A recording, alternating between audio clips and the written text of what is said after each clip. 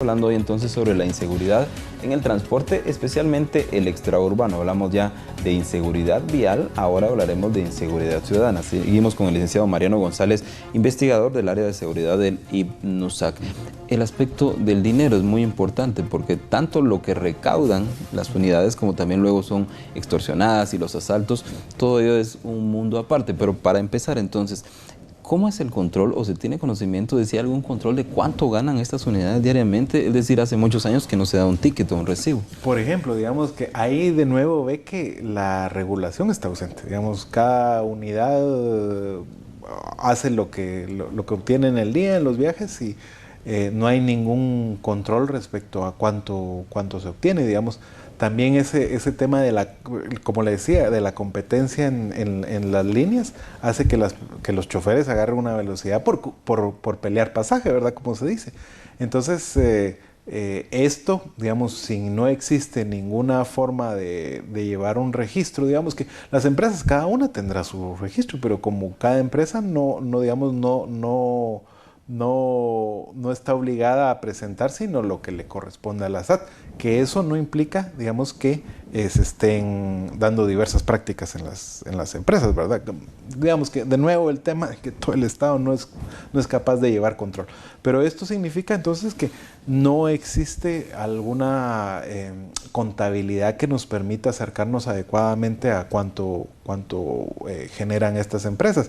Y por ese lado, ¿verdad?, el transporte extraurbano también, como es muy sabido, es no frágil, sino digamos muy expuesto a todo el tema de extorsiones o asaltos. Eso también es evidente. Digamos que la fuerza policial no es suficiente para cubrir todas las rutas, digamos, todos los transportes, y la extorsión, al final de cuentas, en muchos casos no es aunque se necesita cierta organización para llevar a cabo una sistemática extorsión frente a ello, tampoco es que se requiera una infraestructura demasiado grande, digamos, que sea un delito que requiera, como el narcotráfico, una infraestructura muy extensa. Requiere, por supuesto, organización, pero al final de cuentas no es tan complicado de realizar, ¿verdad?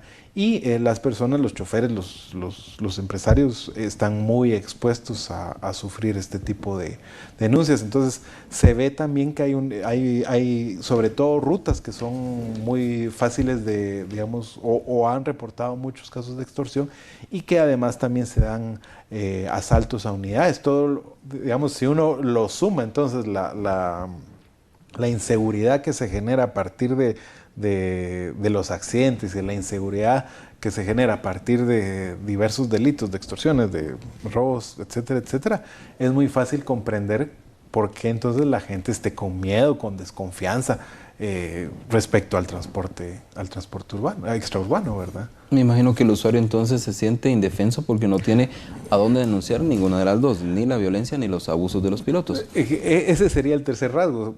Tiene toda la razón, digamos, que tiene miedo, tiene desconfianza y se siente impotente, porque al final, ¿con quién, a qué institución o ante quién va a pedir respuestas? Imagínese, de nuevo, digamos, el ejemplo más claro es las declaraciones del presidente. Bueno, tienen seguro, ¿eh? Entonces, ¿ante quién uno va a exigir algún tipo de responsabilidad frente a ello? Se ha dejado en manos de cualquier mecanismo del mercado, y no hay un mecanismo o una institucionalidad o una normativa que se aplique y que dé respuesta tanto a lo vial o a los accidentes, digamos, o al tema de la inseguridad ciudadana. Entonces, es realmente, ¿ante quién se queja uno? ¿Voy con el alcalde o la DGT?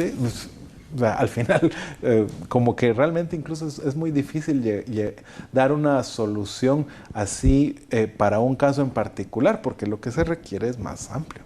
¿Se ha notado algún plan de seguridad ciudadana de parte de la policía hacia los usuarios de buses?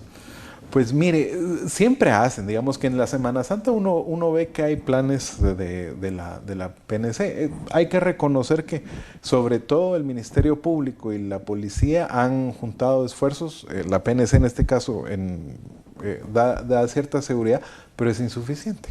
Digamos, si solo se deja en manos de la policía y no se dan también programas de prevención, entonces lo que va a pasar cada tanto es que hay accidentes, ¿verdad? O hay asaltos. Entonces, no es solo que exista una institución que se encargue de dar seguridad o de generar programas que son importantes, no quiere decir, y que a veces dan buenos resultados, como probablemente se dio en esta Semana Santa. El problema es que, de nuevo, es un esfuerzo que si lo realiza solo una institución va a quedarse corto frente a la magnitud de lo que se necesita, ¿verdad?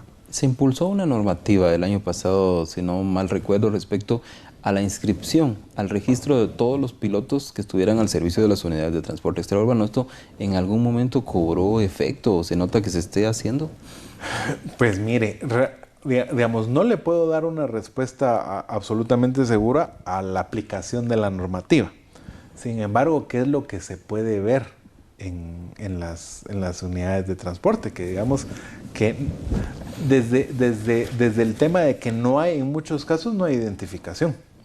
O sea, uno no está absolutamente seguro de que la persona que está manejando el bus sea la que esté asignada y la que esté registrada. Entonces, incluso mecanismos tan sencillos de identificación, ¿verdad? Que podría ser, por ejemplo, un uniforme para los choferes, no existe. O sea, son cuestiones elementales que al final de cuentas tampoco tendrían un gasto excesivo, pero que además hay muchas irregularidades. Cualquier persona que se haya subido a un bus extraurbano puede dar quejas del chofer y de los ayudantes, porque no solo está el registro de la licencia o el tipo de licencia, sino también hay que ver todo hasta el entorno cultural en que se mueven los choferes. Le decía fuera de cámaras, ¿verdad? Que cuando uno ve la música, las luces, los adornos, las modificaciones que se hacen a las unidades, es posible darse cuenta de como que cierta cultura del macho manejando, digamos, que es como que hay una cierta tendencia a mostrar ciertas actitudes muy machistas de los choferes, que requiere cierta educación, ¿verdad? Que está muy arraigada y que incluso eso, música, estas luces que deslumbran, ¿están permitidas? Yo no creo. Sin embargo, es una práctica muy corriente. Muy común. Ellos son los primeros que huyen tras un accidente. En teoría, esta normativa decía que si ellos no estaban, era el dueño, el responsable, el que se debía ser responsable en un accidente. Claro, por supuesto. Digamos que, en efecto, hay algunas cosas que están reguladas, que están normadas, pero se necesita también la institucionalidad que lo aplique, ¿verdad? Porque como muchas otras cosas, en Guatemala hay muchas leyes, algunas mejores que otras, ¿verdad?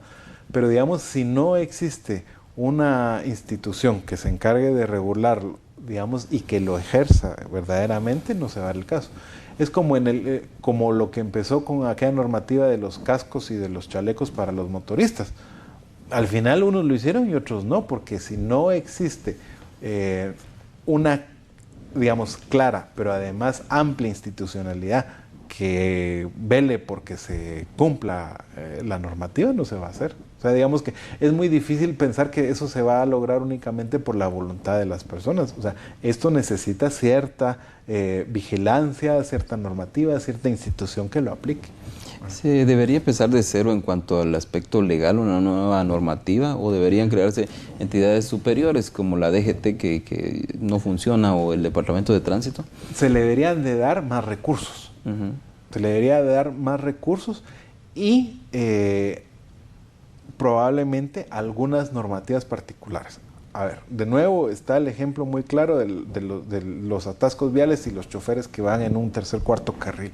Digamos, si la policía ve uno de estos aspectos, hay que multar a las personas, pero uno ve que la policía está ahí. Entonces, digamos, si hubiera un castigo efectivo y, digamos, se tratara de establecer una cultura vial más adecuada, es posible que se disminuyera, pero esto requiere de nuevo esfuerzo, una institución, no solo la normativa, sino la institución que la aplique. La normativa está ahí, ¿verdad? Pero si no hay quien la haga cumplir, entonces no se va a cumplir. ¿Hay alguna instancia superior, alguna mesa que esté analizando ese tema? Mire, hasta el momento desconozco, pero deberían de coordinarse diversas entidades. De nuevo, Ministerio de Gobernación, Ministerio de Comunicaciones, Provial, ¿verdad? Digamos, como institución, las municipalidades deberían de estarse coordinando para ver esto. Eso serían como instituciones las mínimas que deberían de estar ahí, pero también debería de estar, por ejemplo, representada las mismas asociaciones de transportistas. ¿Por qué no? Porque también son parte de lo que se debería de dialogar. Pero indudablemente, insisto, no sé si exista y no sé hasta qué punto, si existe, esté funcionando. Un minuto para las recomendaciones. Pues mire, de nuevo hay que dar recursos a instituciones del Estado, a diversas instituciones del Estado, para que se pueda cumplir la normativa existente. Se debería de dar facultades, de dejar muy claro quién está haciendo qué, digamos, cada institución, y debería de aplicarse la normativa, debería de regularse a través de esta coordinación entre distintas instituciones que hace cada quien, dar los recursos para que se haga y no dejar al transporte que se regule solo, porque no se va a regular. Se necesita el Estado y se necesitan recursos para que el Estado pueda hacer las tareas de vigilancia y control que necesita en torno a este tema.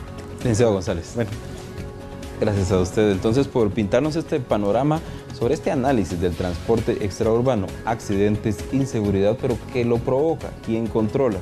Ahora ya tenemos entonces este panorama más amplio para sacar nuestras propias conclusiones. Ahora